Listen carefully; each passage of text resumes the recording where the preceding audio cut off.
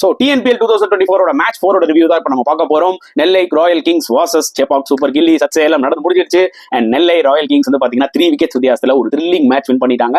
So polling எடுத்தாங்க, toss win பண்ணி நெல்லை. And Chepauk வந்து பாத்தீங்கன்னா 166 for 6 போஸ்ட் பண்ணாங்க.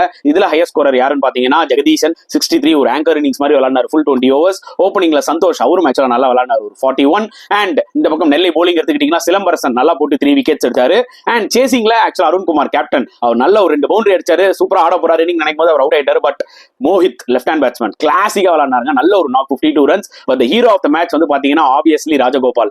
லாஸ்டா விளையாடினாரு பாருங்க ஒரு நாக்கு, அதுவும் லாஸ்ட் ஓவர்ல 20 runs to win. புரியுதா உங்களுக்கு?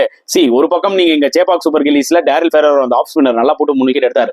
லாஸ்ட் ஓவர்ல அஸ்வின் கிறிஸ்ட் எக்ஸ்பீரியன்ஸ் போலர் தான் 20 runs to win. But unfortunately பாத்தீங்கன்னா ஒரு யாக்கரை பெருசா நெயில் பண்ணல, எல்லாமே ஸ்லாட்ல போட்டாரு. 6 பால் 20 ரன் சும்மா மடக்கி 6 அடிச்சு கேம் அசால்ட் பண்ணிட்டாருன்னு தான் சொல்ல முடியும். Rajagopal, huge credit to him.